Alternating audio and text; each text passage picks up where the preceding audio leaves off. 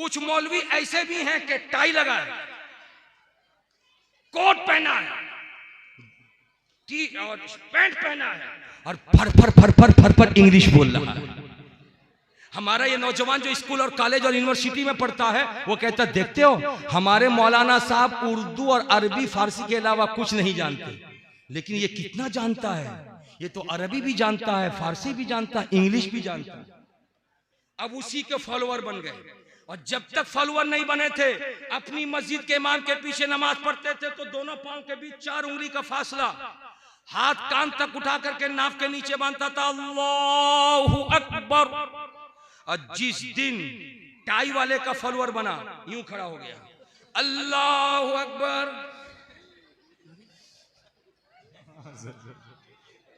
अरे बोलिए, अरे बोलिए, देखा कि नहीं देखा? और जिसको अरब कंट्री का वीजा मिल गया उसकी बीवी की खैरियत नहीं है, उसकी मां की खैरियत नहीं है। जिसको अरब कंट्री का वीजा मिल गया उसकी मां की खैरियत नहीं, बीवी की खैरियत नहीं है। 2 साल के बाद आएगा, मां को देखेगा नमाज पढ़ते हुए, मां का दोनों पांव एक तरफ निकला है, बेचारी सजदा कर रही है। अब वो कहेगा अम्मा ये कैसी नमाज? जहां इस्लाम आया है मक्के में, अरब में, मैंने वहां देखा है औरतें मर्दाना नमाज पढ़ती हैं।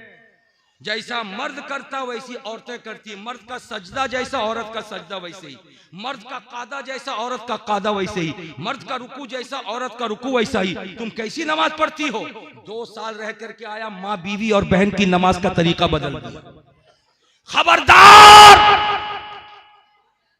इस्लाम को अलग अलग तरीके से पेश करने वाले पेश करते रहेंगे, लेकिन ए कुरान तेरी अजमतों को सलाम, तेरी रिफातों को सलाम, झुम के बोलो सुभान अल्लाह, तेरी शानो शौकत को सलाम। जिसने समझा नहीं उसी ने पैर फैला दिया, और जिस इमाम आजम अबू हनीफा ने समझ लिया उसी ने फैले हुए पांव को समेट लिया और समेट करके कहा फैला के खड़ा होना बेअदबी है, सिमट करके रहना अदब है। जब तुम स्कूल के प्रिंसिपल के सामने जाते हो फैला के नहीं खड़े होते हो, नमाज में रब की बारगाह में क्यों फैला के खड़े हो? सिमट करके खड़े हो जाओ। इमाम आजम अबू हनीफा की अजमतों को सलाम, इमाम शाफई की अजमतों को सलाम, इमाम मालिक की रिफातों को सलाम, इमाम अहमद इब्न हंबल की रिफातों को सलाम। उन्होंने कुरान और हदीस का तर्जमा करके तफसीर बयान करके जो मसाइल निकाले वही मसाइल आज हथियार की शक्ल में दारुल उलूम शकूरिया में भी है, अल जामियातुल अशरफिया में भी है, जामिया अजहर में भी है। इसलिए जिस कारखाने में हथियार जैसा होता है माल वैसा ही निकलता है। नदवा का हथियार अलग है, देवबंद का हथियार अलग है, लेकिन कसम खुदा की वफादारों, इमाम आजम ने जो हथियार दिया था उसी हथियार को बरेली के ताजदार इमाम इश्क व मोहब्बत ने सीने में लिया और लेकर के सदरुल शरिया को दिया। सदरुल शरिया ने लेके हाफिज मिल्लत को दिया और हाफिज मिल्लत ने इन उलमा के सीने में पैवस्त कर दिया। सुभान अल्लाह, सुभान अल्लाह, जिंदाबाद जिंदाबाद। इसलिए मेरे बुजुर्गों और दोस्तों वफादार बन के रहो, वफादार बन के रहो। हाथ उठा के बोलो हम हैं, प्यार से बोलो हम हैं, प्यार से बोलो हम हैं वफादार। खड़े होने का तो अंदाज अलग, और नमाज में खड़े हैं, नमाज में खड़े हैं, नमाज में खड़े। दिल कहाँ है? अल्लाह की तरफ। बहुत अच्छी बात है, अल्लाह की तरफ।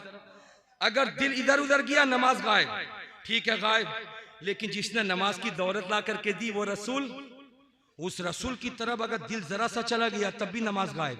वाह वाह साहब, ये किसने आपको समझा दिया? जिस नबी ने खुदा का पता दिया उस नबी का दिल में ख्याल आ गया हालत नमाज में, तो नमाज खत्म। ऐसा इंसान नबी का जो वो नहीं हो सका वो तुम्हारा नहीं होगा, अहले बैत का नहीं होगा, सहाबा का नहीं होगा, खुदा का नहीं होगा। इसलिए ऐसों का बाइकाट करो। वो गद्दार की टोली है और गद्दार वफादार में कोई संबंध नहीं, कोई कनेक्शन नहीं, कोई टच नहीं। तुम्हारा कनेक्शन बगदाद से, तुम्हारा कनेक्शन अजमेर से, तुम्हारा कनेक्शन कछौछा से, तुम्हारा कनेक्शन मारहरा से, तुम्हारा कनेक्शन देवा से, तुम्हारा कनेक्शन कालपी से, तुम्हारा कनेक्शन बरेली से, और जब बरेली से कनेक्शन है तो इमाम अहमद रजा ने तुम्हें मसाइल भी दिया है, इश्क़ मुस्तफा भी अता किया है, तुम्हें फतवा भी दिया है, मोहब्बत नबी का जाम भी पिलाया है, और मोहब्बत नबी का जाम पिलाकर हाथों को उठा के रसूल से अर्ज किया है, मेरे नबी माफ कर देना अहमद रजा को, ये नाहंजार हैं, ये तुम्हारी अजमतों को नहीं समझते, मगर अहमद रजा और उसके वफादार, अहमद रजा उसके चाहने वाले नबी तुम्हारी अजमतों को समझते हैं, इसलिए माफ कर देना। अभी कलम उठा के लिखा, या रसूल अल्लाह, फर्श वाले, फर्श वाले, फर्श वाले, ओलू क्या जाने, फर्श वाले तेरी शौकत का ओलू क्या जाने, अर्श पे उड़ता है खुसरवा, अर्श पे उड़ता है फरेरा तेरा, वह क्या जूदो करम है, शहे बता तेरा, नहीं सुनता ही नहीं मांगने वाला। जिंदाबाद जिंदाबाद, नारे तकबीर, नारे रिसालत, उलमाए अहले सुन्नत, मसलके आला हजरत, सरवरे दो जहां कॉन्फ्रेंस। प्यार से बोलिए सुभान अल्लाह, झूम के बोलिए सुभान अल्लाह। हजरत आओ मैं अपनी गुफ्तगू को समेटूं, अरे बोलिए मैं अपनी बातों को, अरे बोलिए मैं अपनी बातों को समेटूं, एक जगह करूं, एक जगह करूं और करके आपको फिर कहीं ले जाऊं। चलोगे मेरे साथ? अरे बोलो ना भाई, चलोगे मेरे साथ? अरे बोलो बाबू, क्या हुआ तुमको इस्तिंजा लगा है? सही से बैठ बेटा, ठीक से बैठ। तेरा नाम क्या है बेटा? बोल तेरा नाम क्या है? जरा खड़ा हो जा, जरा खड़ा हो जा। क्या नाम है? मोहम्मद अजहर। कितना अच्छा नाम है हजरत। तेरे बाबा का नाम? बाबा का? हाँ मोहम्मद नईम, वह नईम साहब हैं यहाँ पे? अरे अब्बा हैं, देखो तो अब्बा हैं, अरे देखो। नहीं, अब्बा ने भेज दिया बेटा जा तू सुन के चला आएगा, मुझको सुना देगा। समझ रहे हैं ना? अब्बा ने भेज दिया, जा बेटा तू सुन के चला आएगा, मुझको सुना देगा। चलो कोई बात नहीं सर, सुन ले अच्छे से, सुन ले, अपनी अम्मा को भी सुना देगा, अपने अब्बा को भी सुना देगा। चलो मेरे साथ चलेंगे आप, जनाब हबीबी बाबू जी, आपकी क़यादत हो, अल्लामा साहब की सदारत हो, उलमा इकराम की हिमायत और नुसरत हो, और चलते हैं सुबह सुबह चाय खाने पे, उस चाय खाने पे जहां मस्जिद का बूढ़ा नमाजी नमाज पढ़ के आके चाय पीता है। वाह वाह वाह। उस बूढ़े के पास खड़े हो जाए, तवज्जो, उस बूढ़े के पास खड़े हो जाएं और खड़े होकर के सिर्फ आपस में बात करें, मगर कान उधर रखे। बूढ़े से किसी ने पूछा तुम्हारे बेटे का क्या हाल है? बूढ़ा चाय का भांड फेंक दिया और फेंक करके कहता मार कमबख्त को, नालायक बेटा है। या अल्लाह, पैदा हुआ था तो गोदी में लेके घूमते थे, अब कहते हो नालायक है। मौलाना आप समझते नहीं, आप लोगों ने अपने बच्चों को बहुत कुछ सिखाया होगा, मैंने भी सिखाया है, लेकिन ये मेरे बच्चे, इनको सब काम के लिए वक्त तो है, लेकिन माँ बाप के पास टाइम देने के लिए फुर्सत नहीं है। आज माँ तड़प रही है कि मेरा लाल मेरे पास 10 मिनट के लिए बैठ जाए, बाप तड़प रहा है मेरा बेटा फुर्सत निकाल के थोड़ी देर के लिए मेरे पास बैठ जाए। वफादार वफादार की तकरीर करने वाला बरकाती कोलकाता তুমি থাকো, একটু এখানে এসে বলে যাও ये ছেলেরা সব কাজ করবে, বাবার সামনে একটু বসবে, मार सामने একটু বসবে। आपने समझ लिया होगा, सब करो वफादार हो, बंदे खुदा के बन जाओ वफादार, उम्मत रसूल की बन जाओ वफादार, मुल्क है हिंदुस्तान मुल्क के बाशी बन जाओ वफादार। लेकिन जिस माँ बाप ने पैदा किया, माँ बाप के लिए भी मोहब्बतों के तराने पेश करो, बंदे बनो वफादार, औलाद भी बनो वफादार, बेटे भी बनो वफादार, बेटी भी बनो वफादार। आज के शुक्लपुर में जिम्मेदार मेंबर शरीफ से माँ बाप की अजमतों को बताते हुए वफादार बेटा किसे कहते हैं ये बात बता करके अपनी बातों को समेटूंगा।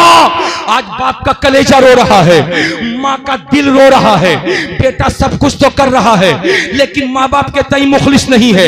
जब तक शादी नहीं हुई थी, उठता था तो पूछता था अब्बा उठता हूँ, बैठता था तो पूछता था अम्मा बैठता हूँ, बाहर से आता था तो कहता था अम्मा मैं आ गया, बाहर निकलता था तो कहता था अब्बा मैं आ गया, लेकिन हालात ऐसे बने जब शादी हो गई है, अब अम्मा की जगह सास ने ले लिया है, अब्बा की जगह ससुर ने ले लिया है, बहन की जगह साली ने ले लिया है, भाई की जगह साले ने ले लिया है। क्या वाकई मोहब्बत इसी को कहते हैं? ससुराल वाले से नफरत की जाए मोहब्बत नहीं। नहीं, इस्लाम कहता है दामाद भी अगर बनता है तो ससुराल का वफादार दामाद बन, मगर सास ससुर की मोहब्बत में माँ बाप को नेगलेक्ट मत कर, साली और साले की मोहब्बत में भाई बहन को नेगलेक्ट मत कर, अपना काम काज कर, मगर तेरे सामने सबसे बड़ा पीर अगर कोई है तो तेरा बाबा है, सबसे उम्दा तरीकत वाली कोई है तो तेरी माँ है। माँ बाप की अजमतों को कभी मत ठुकराना।